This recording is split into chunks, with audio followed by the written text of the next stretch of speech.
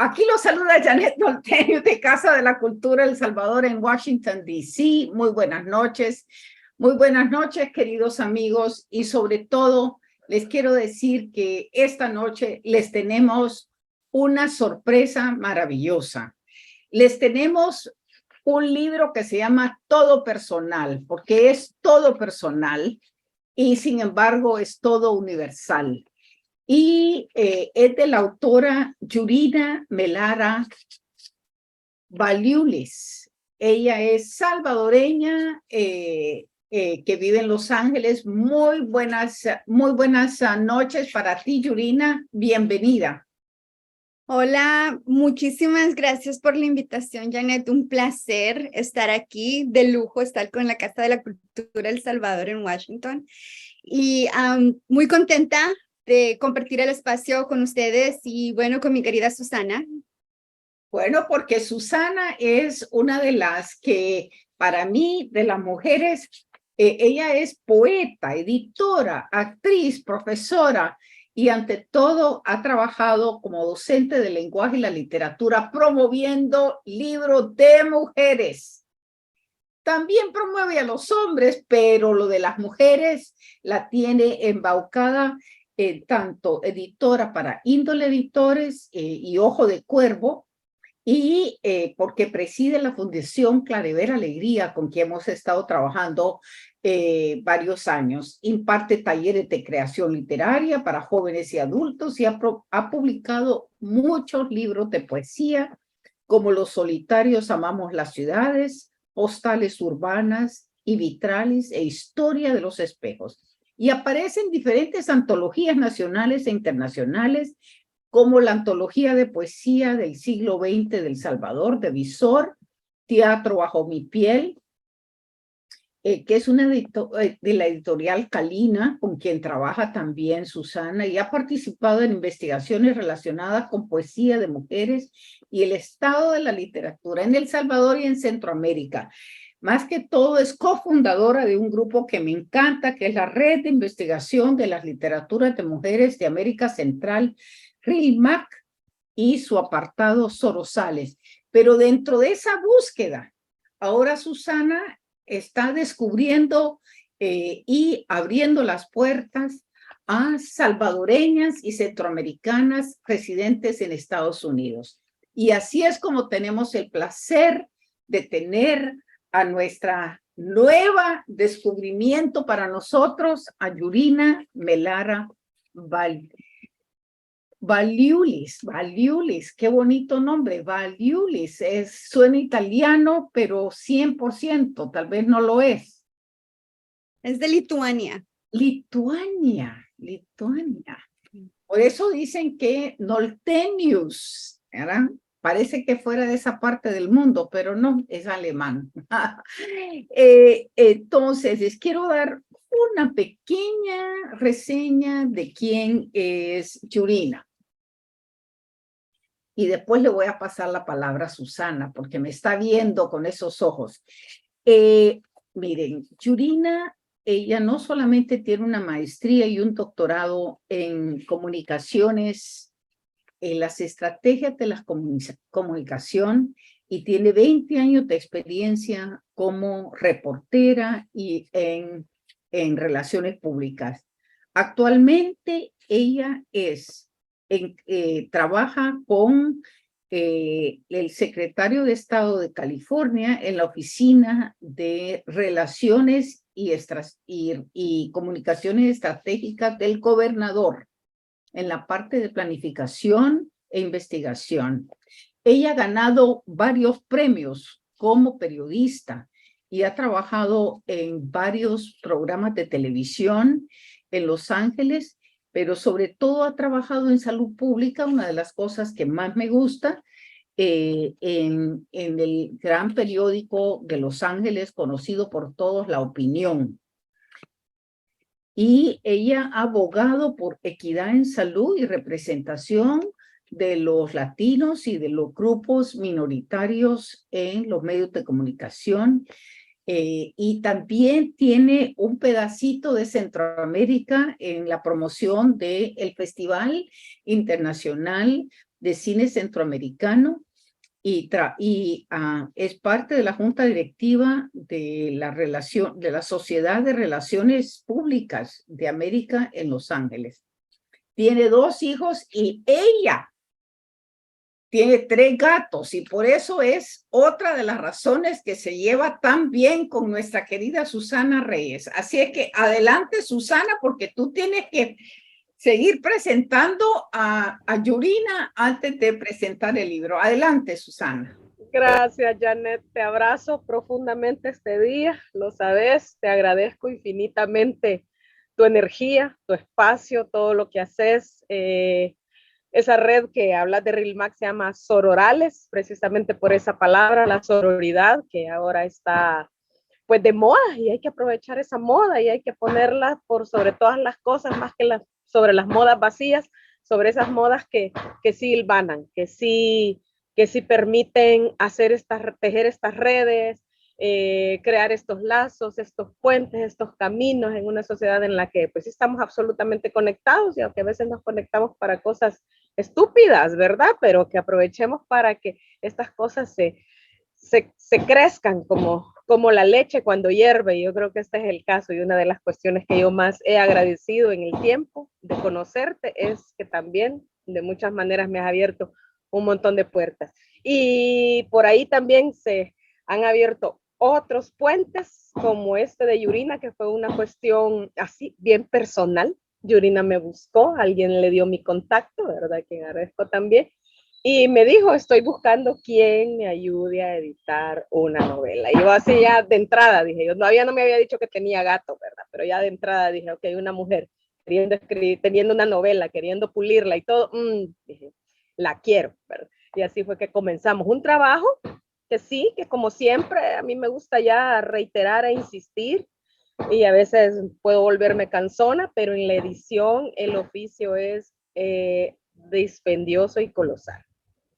Y no tiene que ver tanto porque tenga errores, porque no tenga errores, no, porque creo que cuidar un libro es una cosa primorosa también, es como un tejido bonito, ¿no? Que tiene tantos hilos, tantas cosas. Ahora te imaginas con una novela, yo también de pronto decía yo, pues qué atrevida, porque yo no escribo novela, pero desde el oficio de la edición, la editora que lee, que sabe que lo que está haciendo es preparar ese tejido hermoso para otros ojos lectores, se fascina. Yo creo que eso es lo mejor que me ha pasado a mí también con esta novela y que creo que lo que pasa como con la narratividad, la narración, yo me enamoro de los personajes. Creo que en este caso fue una cuestión que dije, wow, me encanta lo que Yurina nos está planteando. Me encanta el aquí y el ahora que encontramos en esta novela, el aquí y el ahora con una apuesta paralela de historia en el tiempo que yo le he querido poner, porque sí fui yo, quererle poner como el apelativo de que estamos ante una novela negra, por decirlo así, porque tiene mucho de la novela negra.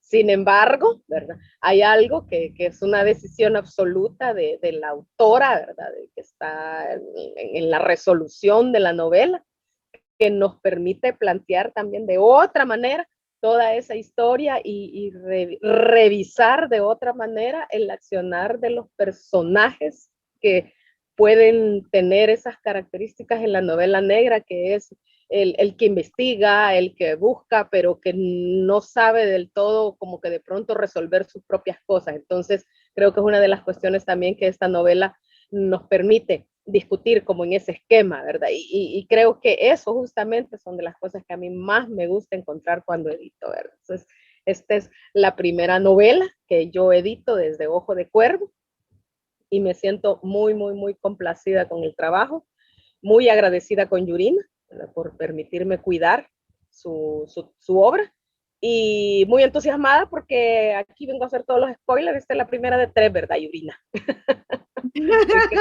Te paso la palabra. Exacto, esta es la primera probadita.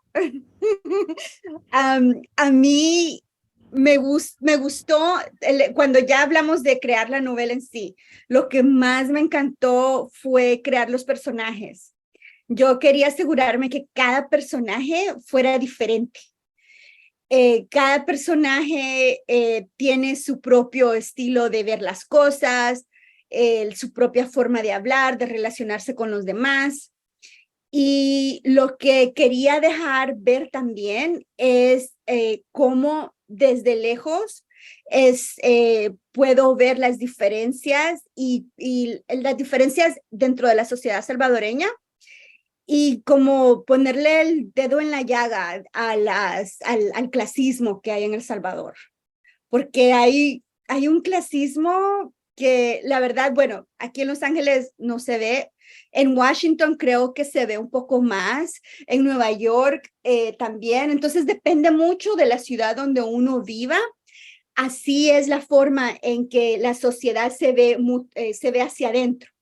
Entonces, eso fue una de las cosas que me encantó, poder ver desde lejos a cómo se maneja la sociedad dependiendo del estrato social, del nivel educativo, de dónde vienen, de los padres que uno tiene, porque todo eso, aunque no lo describo en sí, hay momentos en la novela en que salen a relucir. Así es que eso, la verdad que yo me divertí mucho escribiéndola, me enamoré de los personajes al punto que, como Susana dice, ya tengo la segunda novela escrita, ya está lista para los ojos de Susana como mi editora.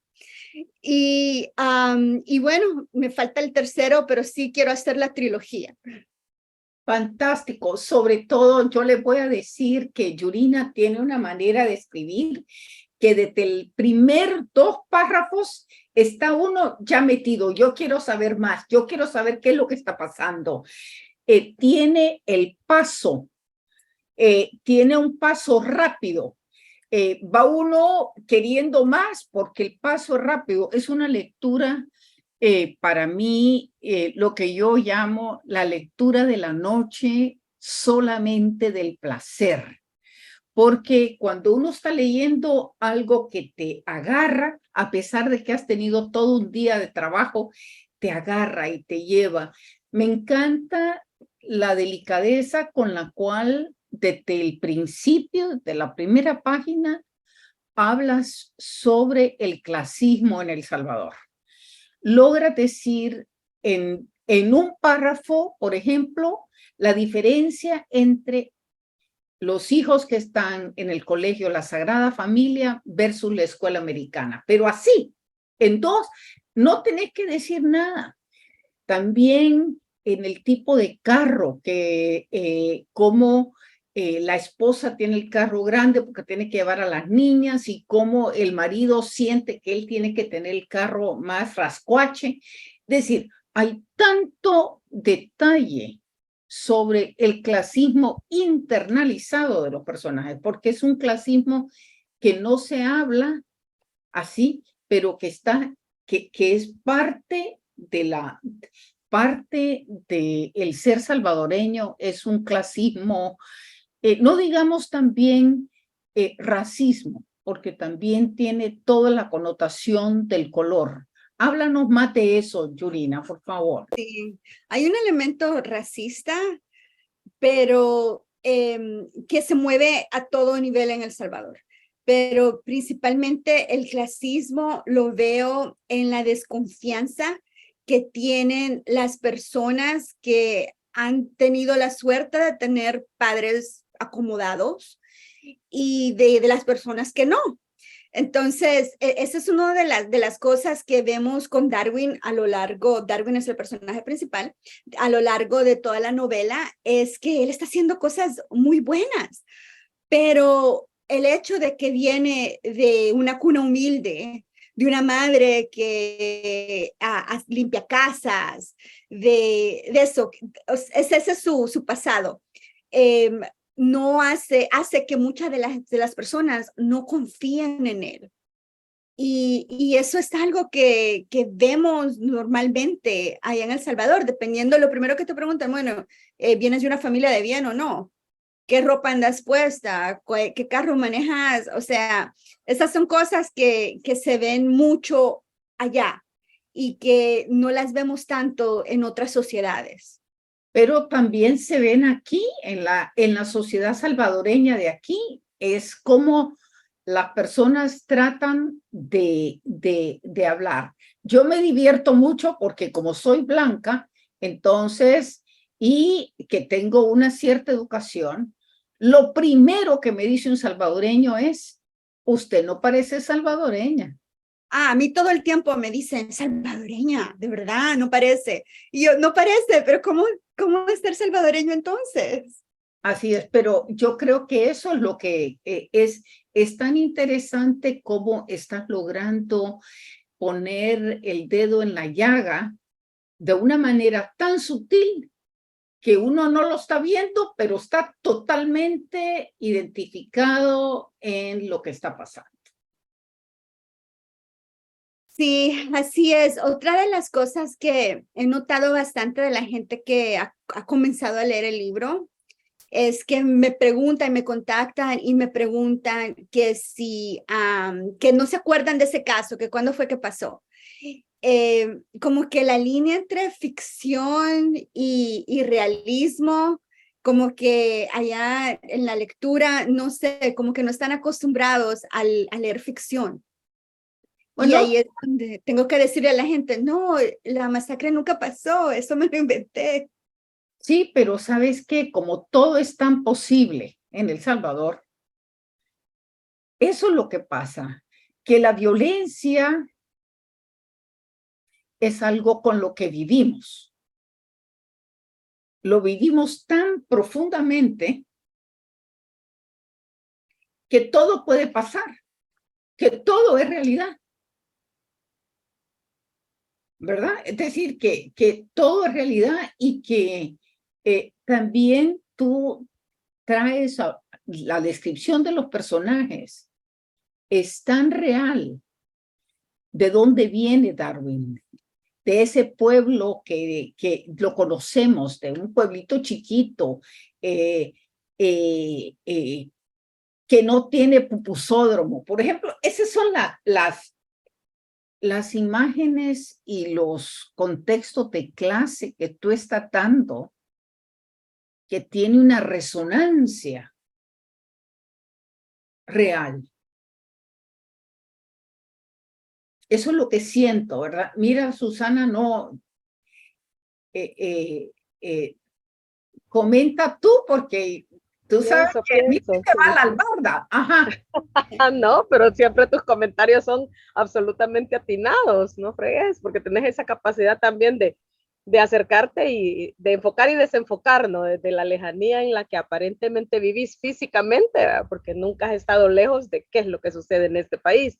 Sí, yo creo que esa cuestión, que fue una de las cuestiones que más me gustó con el trabajo de Yurina, era esa línea tan sutil entre la posible verdad y lo que podría llegar a ser. Yo lo pondría así, ¿verdad? No es que si este caso es lo que todo es posible y la realidad siempre supera la ficción. Eso es un lugar común, un cliché, lo que querrás. Quizás hay casos que son todavía más horrorosos que lo que la novela dice, ¿verdad? Y que están ahí, pero que lo que primero él también visto yo en lectores que se han acercado a la novela es, no sé si creer que un personaje de esa estirpe, ¿verdad? Y vamos al punto que en el que hemos entrado es esta parte de la charla, ¿verdad? A un personaje con esa estirpe se le pueda creer la capacidad de transformar. Y uno dice, pero ¿quién es que en realidad ha podido transformar? Ya cuando si quieres hacer esos parangones con la realidad, o hay otros personajes con todas las posibilidades, con todo el aparataje, con todo el poder, ¿verdad? Que se les ha otorgado y no han transformado. No, no, Entonces, esa es otra cosa, como dice, ¿quiénes son los únicos que pueden accionar sobre las grandes transformaciones de una sociedad y hacia dónde? Creo que esa es una cosa que late también en la articulación de esta primera parte de la trilogía. Darwin, el nombre, que es muy lindo también porque ahí el personaje va y explica, o sea, Darwin, un nombre, una persona con un pasado que por cómo tenemos nosotros toda esta programación cultural, diríamos, no va a llegar lejos. No tiene derecho a, ¿verdad?, ostentar algún botón de poder. Y creo que es algo que lo tenemos tan horrorosamente interiorizado y que eso se extiende a muchas minorías, pues comenzando por la minoría mayoritaria que somos las mujeres. Pues. Y que creo que para mí es una de las grandes celebraciones esta conversación. Y si no me equivoco, por ahí vino más, entré al en vivo, otra grandota, gigante, contemporánea de Yurina, ¿verdad? No tan contemporánea mía, pero que la quiero tanto que sí, ¿verdad? Carmen Molina Tamacas. O sea, cuánto talento hay transformando, ¿verdad? Pero no lo queremos reconocer y de alguna forma lo minimizamos. Ah, pero es que está allá, no, pero es que eso, ¿verdad? Y cuando observamos los grandes movimientos de los que ostentan el poder con obscenidad, dicen, no se transformó nada que no sea para fines personales. Es también la discusión de por qué se llama todo personal, que la decisión del título a mí me parece muy, muy, muy atinada. Cuéntanos por qué. Ok. El personaje que va a ver ya después de que hemos leído un poco la novela, el que está detrás de los asesinatos, para él no es nada personal. Esa masacre, ¿no? Era lo que él tenía que hacer en ese momento. Y bueno, sí, no quiero dar spoilers. Y bueno, pero para Darwin, para él, es todo personal, es su familia.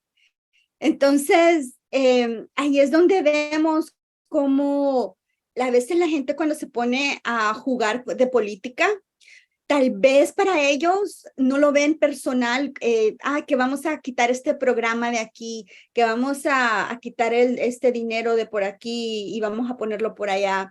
Para ellos no es nada personal, son números y cosas que se mueven de un lado a otro.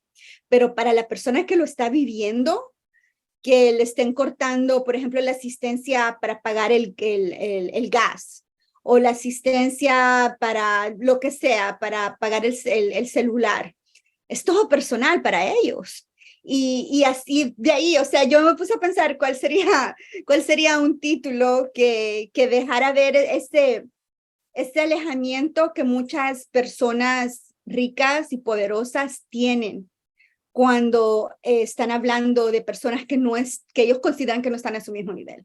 Entonces, no es nada personal para ellos, aunque para los demás sea todo personal. Y estaba leyendo un reporte sobre el hambre en El Salvador ahorita, que han cortado muchos de los paquetes de comida para la gente. Y las entrevistas de lo que significa ese corte de esa comida que no está llegando. Sí. ¿Cómo eso significa un niño de 3 años que no tiene acceso a leche? ¿Verdad? Y que no le puede dar la madre leche, lo básico. Entonces, eso, yo creo que por eso es que no es solamente el poder, porque los gobiernos, hay una diferencia entre la gente que está aquí tomando decisiones y la gente que recibe, como tú dices, Yurina, que no hay no queremos ver lo que no queremos ver. Sí, así es. Estoy viendo que hay una pregunta de Carmen de la Tamacas, como le decíamos en la universidad. Tú estás en la universidad con Carmen. Las chamacas. Con la Tamacas. Las chamacas le decíamos nosotros. Así le decíamos, la Tamacas. Bueno, ella pregunta cómo influyó tu información y carrera como periodista para escribir tu novela. Ay, bueno, uno como periodista más de un diario está acostumbrado a escribir todos los días. O sea, no es que, ay, voy a esperar a que me llegue la musa. No, uno tiene que escribir porque tiene que escribir y se acabó. Entonces, esa disciplina es muy buena y yo creo que esa parte influyó bastante en el hecho de sentarme a escribir realmente. Pero de ahí la otra cosa que yo creo que influyó aún más es ver desde fuera cómo es la situación en El Salvador y sutilmente me gustó la idea de presentar una realidad alterna, algo así como Spider-Man and the Spider-Verse, donde vemos que hay diferentes realidades. Entonces yo dije, ¿por qué no voy a crear la mía? Ya que me gusta tanto de ver estas novelas de multirrealidades. Y ahí fue donde decidí que iba a crear una realidad en la que un salvadoreño deportado que ni siquiera podía hablar bien español, se iba a convertir en la persona que iba a salvar a El Salvador de las pandillas.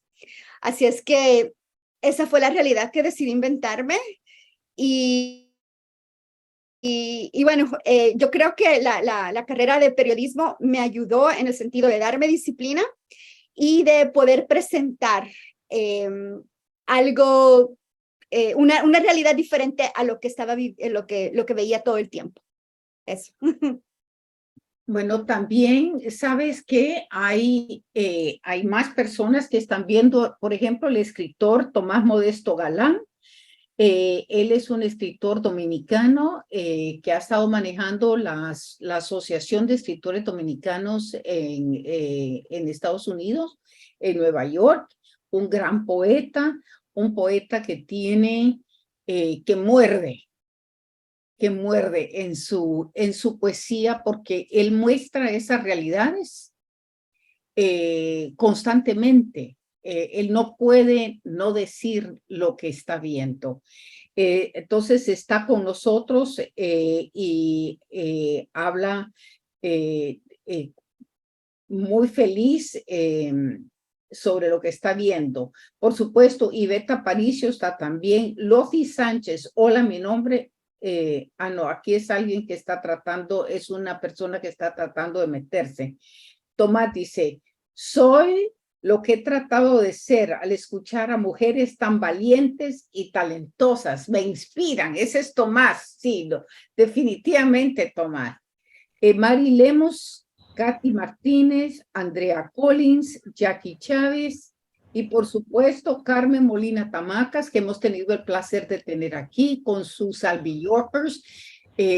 Tan importante trabajo de investigación. Porque, ¿sabes? Lo que se nos olvida es que si nosotros como salvadoreños no tenemos historia en Estados Unidos, no existimos tampoco. Sí.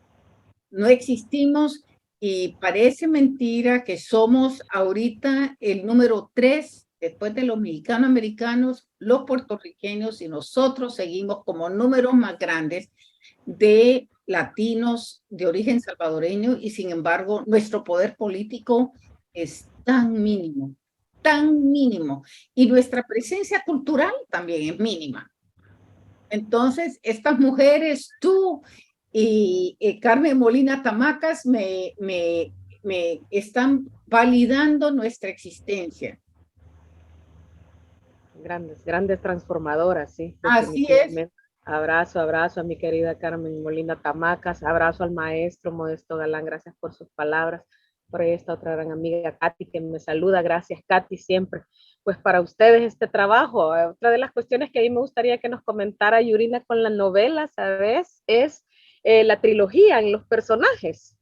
Ella le da, aunque en la novela uno podría decir este es el personaje principal, pero yo sigo creyendo que ese rol que al principio parece de ayudante de la periodista, del investigador, a fin de cuentas forman un equipo los tres, y que creo que eso es una cosa muy, muy bonita de discutir a propósito de cómo podrían tener solución los problemas, ¿verdad? Es que no tienen solución si solo uno actúa. Debería ser más bonito si nos sumamos desde diferentes perspectivas a intentar resolver algo. Y es lo que también nos ofrece Yurina, que creo que es muy interesante. Aparte de las voces, como ella dice, y de lo que estamos hablando, de las maneras en las que nosotros no nos terminamos de empoderar, yo también, ahí hablo como editora, batallo mucho cuando en la narrativa alguien me quiere crear un ambiente, pero está negociando y cediendo el espacio ante un posible lector que no es salvadoreño, que no sé si va a entender. Y les digo, así hemos entendido, para el caso del español, las variantes dialectales del español en otras regiones, porque llegan sucediendo, ¿verdad? Estoy oyendo al personaje que habla como habla todos los días, porque de qué habla en el desayuno una periodista y un investigador, que si tienen en común una situación que les interesa a cada uno desde su perspectiva, pues están comiendo sus frijolitos y su platanito, ¿verdad? Y pues, y ajá, y decís tu moletita, y decís verdad, y decís acá. Entonces, todo ese reto lingüístico, que creo que también es una de las cuestiones que nos ofrece la novela para escuchar, ¿verdad? Que es una de las cuestiones que me gustó mucho, que logró Yurina. Así que hablando, Yurina, de tus personajes. Me encantan los diálogos. La verdad que sí, y eso lo noté desde hace varios años, que a mí me gusta oír a las personas cómo hablan. Todos hablamos diferentes, tenemos acentos diferentes, aún dentro del mismo El Salvador y del mismo San Salvador. Hay acentos de clase, hay acentos de educación o falta de. Y todo eso lo quería reflejar en los diferentes diálogos de los personajes. Entonces, ahí es donde vemos, por ejemplo, a Tatiana, quien trata de tener una forma de hablar muy clase mediera, pero lo que vemos es que ella viene de una situación un poco más privilegiada. Y yo creo que se nota en el lenguaje que utiliza. Y también vemos por el otro lado a los policías. Tomás me contaba, uno de mis amigos, Tomás Guevara, me contaba de que él ahorita va cuando llegan a capturar al Chucky, a uno de las personas en un estacionamiento de la policía. Pero bueno, el asunto es que este personaje está hablando con el policía, los dos policías están hablando, y se nota el nivel educativo y la clase que tienen. Así es que, y esto es algo que la verdad que siempre me he puesto mucha atención desde que estaba pequeña. No sé si ha tenido que ver con las diferentes ciudades donde he vivido. Yo creo que tal vez por eso. Viví en Nueva York cuando era adolescente. Mi papá vive en Brasil, entonces viajaba a Brasil. Y bueno, estuve un tiempo en la Florida, he viajado a Texas. Entonces, siempre me ha fascinado la forma en que las personas se comunican o la falta de comunicación a veces, porque no pueden explicarse aunque hablen el mismo idioma. Y bueno, me divierto mucho creando situaciones en las que los personajes tienen que comunicarse entre ellos. Me encanta. También una cosa que es también importante que he notado es que también, como hablamos en inglés y en español, muchos que estamos viviendo con un pie en un lado y un pie en el otro, y ya tenemos esa experiencia, me encanta que estés integrando el inglés. ¿Cómo es parte de dar ese ambiente o cómo es que se te ocurrió ponerlo de esa manera? Porque es la forma en que me imaginé que Darwin hablaba. Y para serte completamente sincera, en 1996, o 97, uno de esos 2 años, sí me mandaron a Holocuilta a entrevistar a un muchacho que lo acababan de deportar. El muchachito ni hablaba español, el inglés se lo oía algo, no sé, no, o sea, no quiero decir que era feo, pero, pero es muy diferente el inglés al que yo estaba acostumbrada viniendo de Nueva York. Entonces, parte, o sea, el personaje de mi novela es completamente ficticio, pero sí tiene elementos de ese joven que conocí cuando fui a entrevistarlo después de que lo deportaron. Y de ahí fue que me surgió la idea, sí, hace que 20, no sé, casi 30 años, que cuando conocí a este muchacho fue que yo dije, interesante, veamos qué podemos hacer con esto. Qué bien, porque yo creo que, ¿sabes qué? Da el sabor de lo que pasa cuando uno está viviendo en esas dos culturas cotidianamente, en inglés y en español, en inglés y en español. Entonces, un poco ni chicha ni limonada, ¿verdad? Pero chicha y limonada al mismo tiempo, ¿verdad? Es decir, que me gusta y les digo a los que van a leer esta novela que prepárense para un gran regalo, porque creo yo que tiene todos esos elementos, tiene elementos de un salvadoreñismo profundo y a la vez de alguien que ha vivido aquí, ¿verdad? Esa, como tú dices, ver desde afuera, enfocarse para adentro y bueno, ya somos cuántos millones en que estamos en este va y viene, ¿verdad? Vamos a llegar quizás a ser más salvadoreños fuera del Salvador que en El Salvador. Es posible, Es sí, y posible más con como las nuevas es. generaciones. Sí, es verdad. Y dinos, como estuviste trabajando tanto para la opinión, ¿tú estudiaste en inglés o estudiaste en español? La universidad la estudié allá en El Salvador, la estudié en español.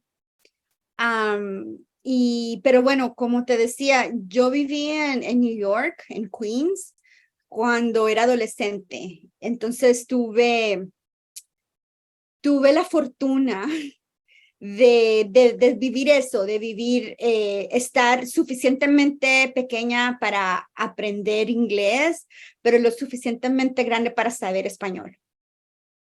La verdad que ha sido una gran fortuna, una enorme bendición poder estar en las dos y que puedo, así como puedo hablarte y presentarte en español, lo puedo hacer en inglés también.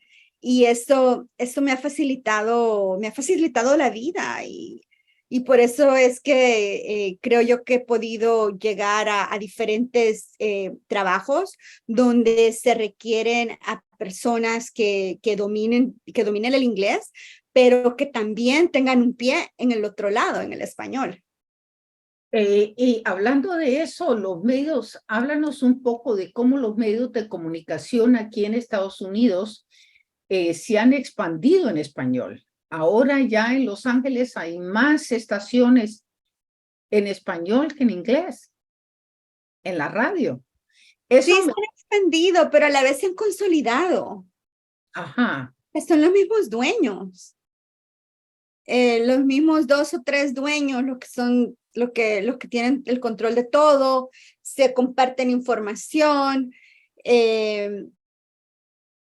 ya el mismo nivel de investigación que tenía en el 2005 cuando entré a La Opinión. Por ejemplo, no es lo mismo que se puede hacer hoy, porque hay mucho menos personal, mucho menos reporteros. Entonces, uno como periodista, cuando yo me fui de La Opinión en el del 2015, fue para un trabajo con el gobierno. Y yo, la verdad, ya no podía hacer lo mismo que podía hacer 10 años antes. Simplemente tenía que producir varias notas en el día, porque hay que darle de comer al animal del social media, o sea, hay que darle de comer a Facebook, Twitter, y que toda esa inmediatez si no se tiene un personal, periodistas enfocados en investigación, se nos va el tiempo en lo que está pasando en el momento. Y la verdad es que eso es lo que ha pasado muchas veces en los medios en español. Muchos de los shows, por ejemplo, de radio se hacen desde Los Ángeles y se mandan para todas partes de California y para todas partes del país. Entonces hay mucha consolidación de medios, aunque en teoría hay más.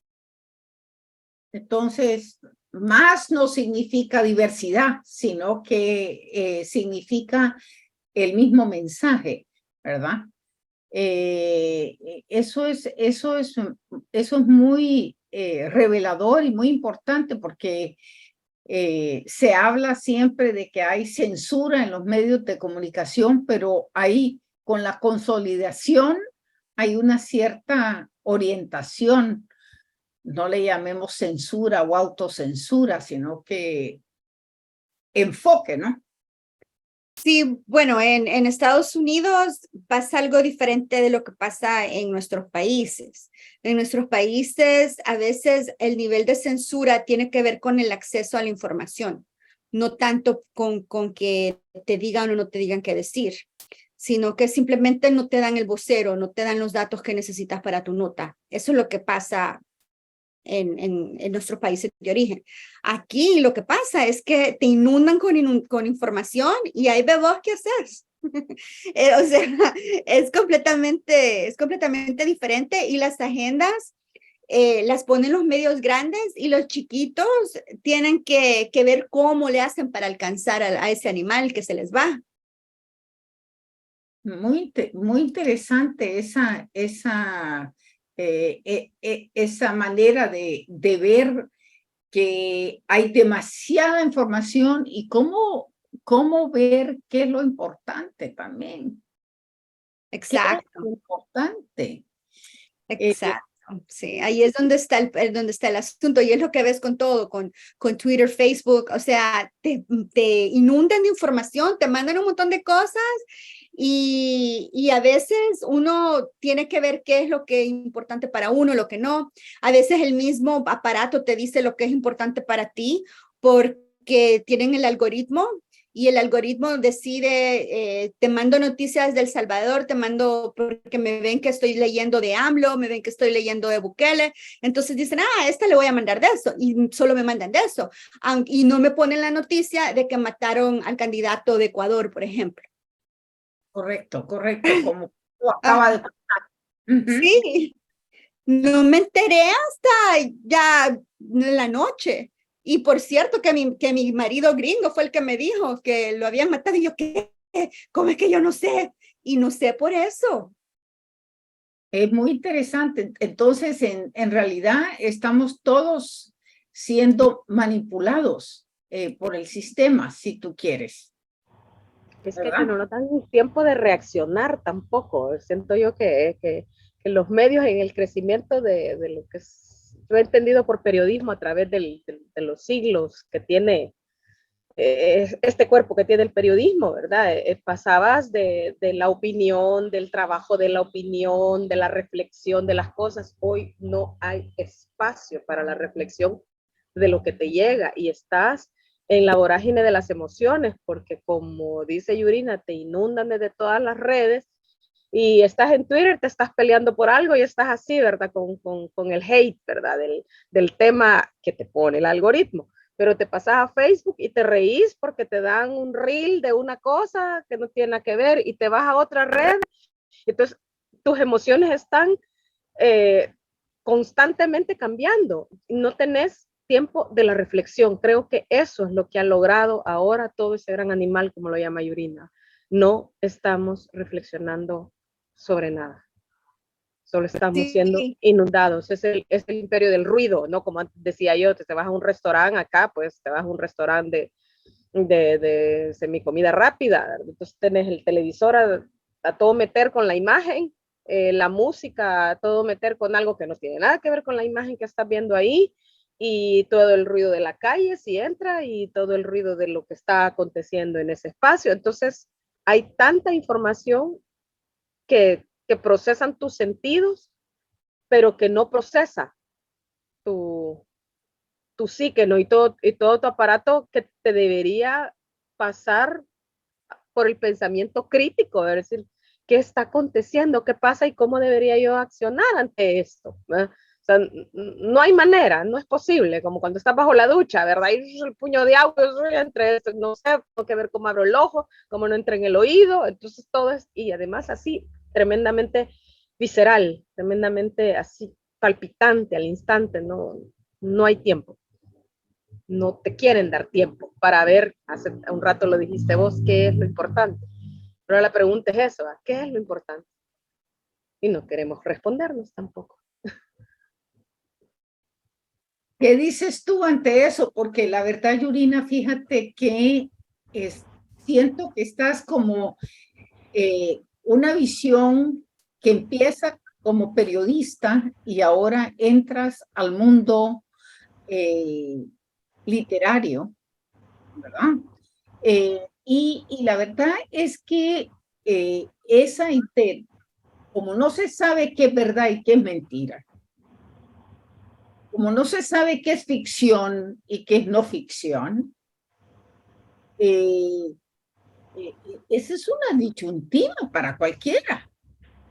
¿Qué piensas tú de eso? Porque tú has sido parte de la creación, si tú quieres, eh, de esos medios y estás en esa salsa todos los días. Sí, definitivamente es una salsa hirviendo. Bueno, ahora desde el punto de vista literario, lo que me gusta es que a diferencia del periodismo donde uno tiene que presentar los hechos tal cual, ahora tengo la libertad de crear mis propios personajes, de crear mi propia realidad. Y eso me encanta. O sea, en mi cabeza yo veo a los personajes.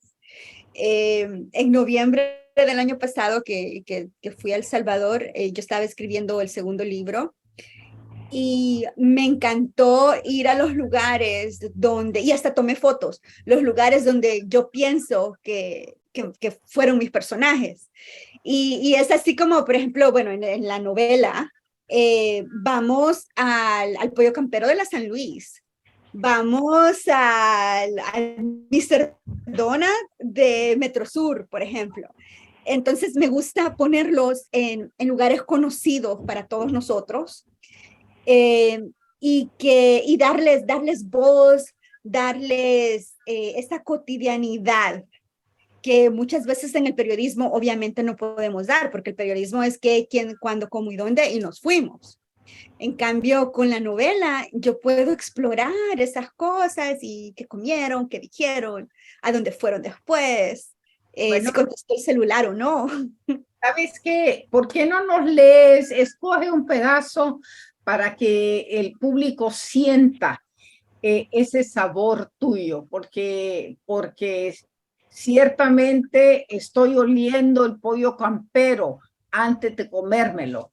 Así es que adelante, adelante, Yurina. Sí, estoy buscando un pedazo de eso.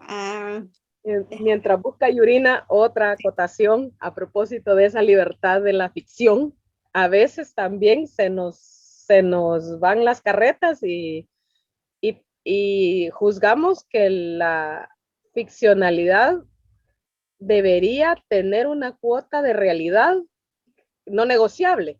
Y digo, ¿y por qué no le piden a los que deberían dar esa cuota de realidad no negociable que sí la den, ¿verdad? Entonces, eso es bien interesante porque hemos estado mezclando este tema de periodismo y literatura, ¿verdad?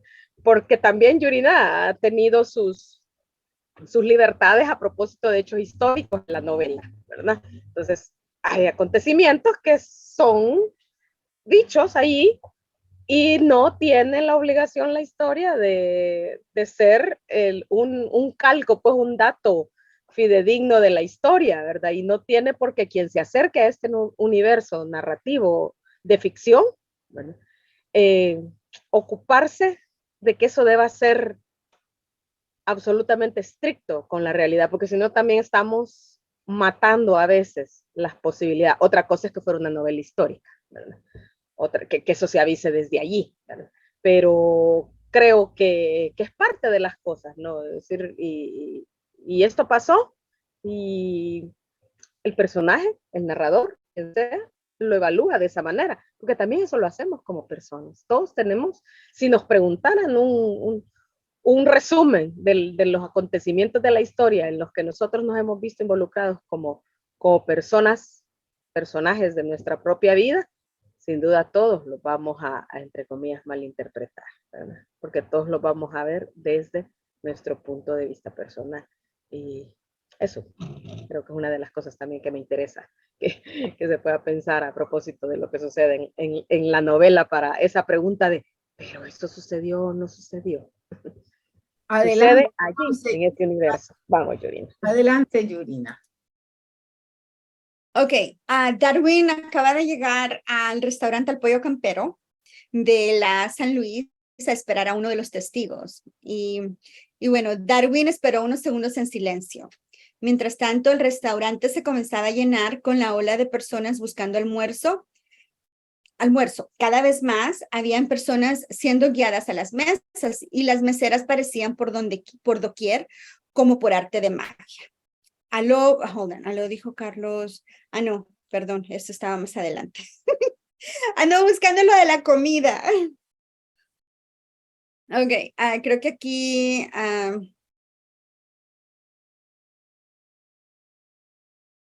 ok, llega el señor, el que él estaba esperando y... Ay, no, ya me perdí. Dame un momentito. Tranquila, tranquila. No, pero por ejemplo, ya de todas maneras, en esa descripción donde se aparecen las meseras así, sí, es como por arte de magia. Hay veces se siente uno que está sentado y aparecen estos personajes y toda la gente se está movilizando a tu alrededor. Y lo haces a uno sentirse allí en ese momento. Y para mientras buscas, te quiero decir que está con nosotros también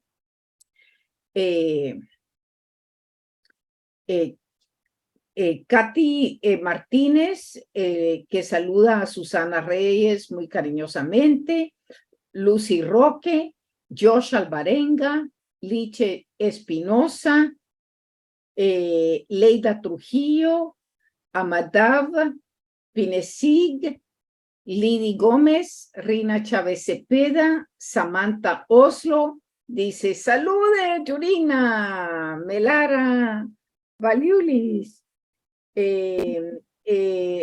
Melvin Sáenz, está uno de nuestros poetas y promotores culturales, Alberto López Serrano, que él es uno de los que promueve mucho los miércoles de poesía por muchos años y también la Casa del Escritor en El Salvador. Valeria Alvarado, Ivonne Rivera, anda a decir felicitaciones. Ivonne está aquí en Washington, es alguien que es promotora de la cultura. Está Carlos Enríquez Consalvi del Museo de la Palabra y de la Imagen, que nos está viendo desde Chalatenango, saludándonos desde Chalatenango. Tania Natasha también está con nosotros. Ana María Delgado, ella es también una lectora ávida de la poesía aquí en Washington. Sara Martínez. Saludo, mi estimada Susana Reyes, dice Sara Martínez. Está un grupo cultural desde Tonacatepeque. Saludos desde Tonacatepeque, San Salvador. Está Iliana Segovia también. Y Blanca Barrera dice, como estudiante de la UCA me encantó su libro y es un orgullo como representante femenina salvadoreña. Adelante.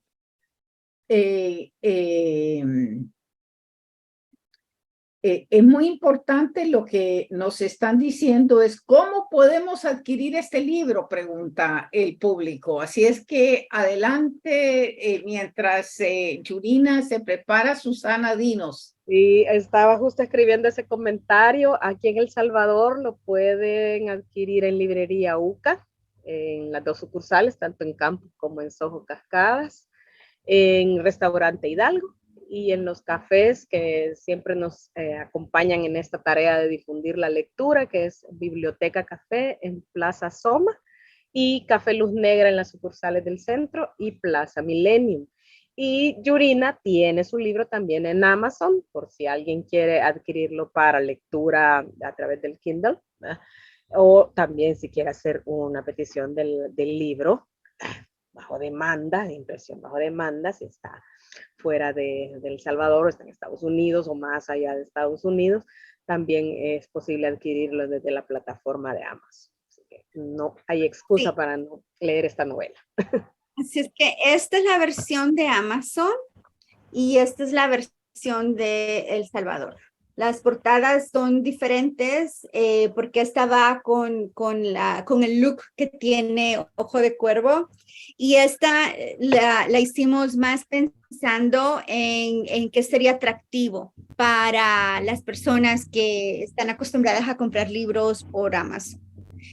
Y bueno, encontré una parte que me gustaría leerles y es esa parte donde Darwin, con la ayuda de Tatiana, encuentran a uno de los testigos y el testigo accede a verlo durante su hora de almuerzo. Entonces ese es el que yo les decía que se ven en el pollo campero de ahí en San Salvador. Y bueno, Darwin lo está esperando, ¿verdad? Y de repente lo ve, dice, el sujeto vestía la camisa rayada que Hipólito le había descrito por teléfono.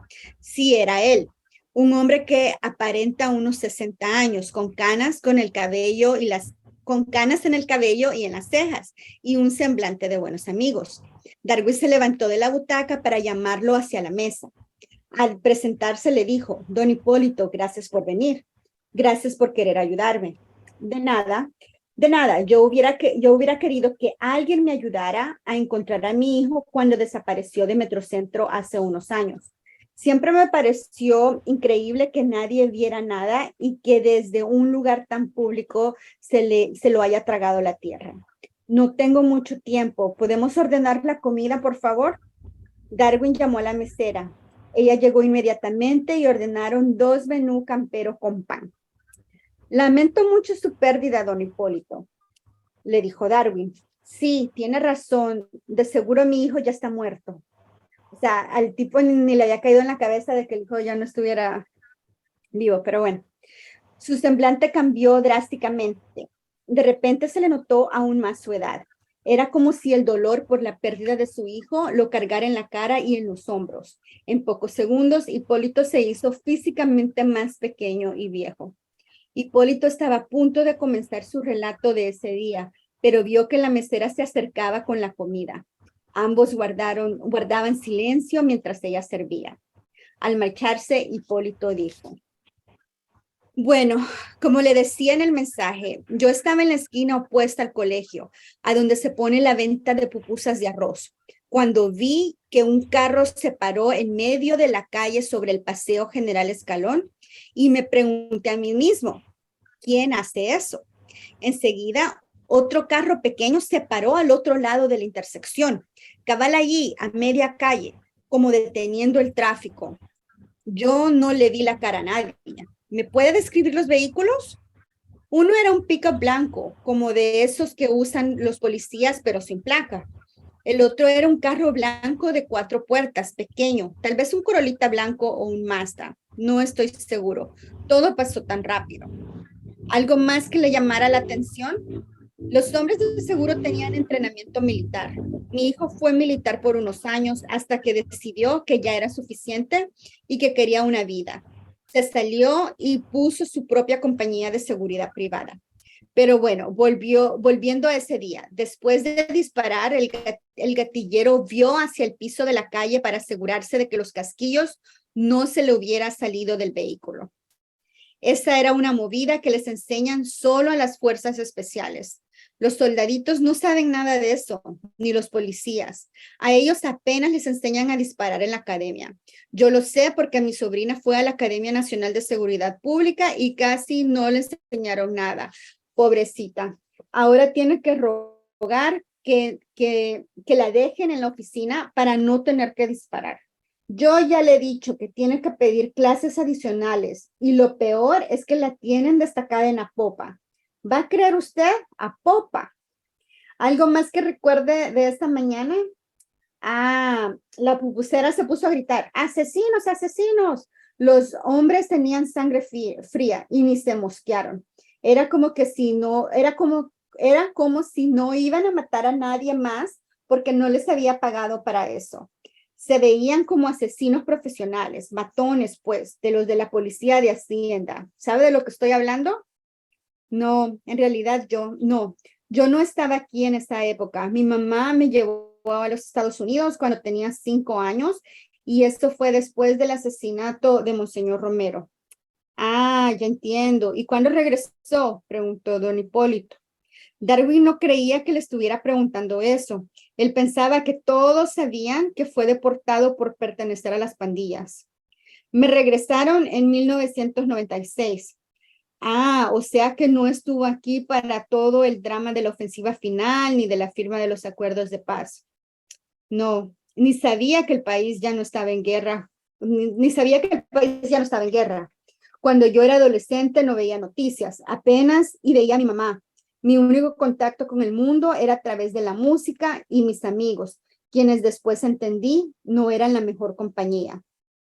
Por nada del mundo, Darwin quería volver a hablar o vestirse o actuar como pandillero. Eso fue lo que lo llevó a tantos problemas y aún no había descartado completamente que ese pasado le habría cobrado lo que más amaba en este mundo, su esposa.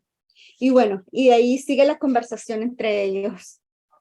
Bueno, nos han dado ahí una pequeña ventana a estos personajes y también a toda la realidad de que todos tenemos un pasado y que el pasado nos va a llegar en cualquier momento a tocar la puerta. Y eso como salvadoreños lo vivimos, lo sentimos, y cada vez que tratamos de olvidar la historia nos restriega la realidad en la cara. Ya se nos ha pasado la hora, como quien no quiere la cosa. Entonces, primero le voy a pedir a Susana que dé sus últimos comentarios y luego a ti, Yurina. Adelante, Susana. Pues gracias por esta noche tan rica, tan deliciosa para conversar de tantas cosas que podemos conversar a partir de todo personal. Y a Yurina, felicidades. En realidad, mujeres que escriban novela no abundan. Gracias por continuar, insistir, y pues yo ansiosa por seguir recibiendo tus manuscritos y sin duda la gente también después de esta primera parte estará muy entusiasmada por leer y completar la trilogía que nos tenés a propósito de todo personal. Gracias. Y bueno, un placer. La verdad que esta hora se nos fue volando. Por favor, lean por placer, no por obligación. Si usted está en la escuela, pues uno lee por obligación, pero la verdad que no hay que dejar la lectura. Y hay que leer lo que a uno le gusta. Si no le gustan las novelas negras, pues yo no me doy por ofendida. Lea lo que sea que a usted le gusta. Bueno, pero lea. Yo creo que ese es un bello mensaje, Yurina, y ha sido un verdadero placer para mí tenerlas tanto a Susana como a ti esta noche y conocerte, agradecerte por representarnos tan bien y de una manera tan importante aquí en Estados Unidos y ahora en El Salvador con esta novela. Muchísimas gracias, muchas felicidades y bueno, que siga escribiendo porque esa segunda novela ya viene y vamos a ver la trilogía. Felicidades a todos, agradecidos al público que está con nosotros esta noche, muy amables a todos y hasta la próxima. Muy buenas noches.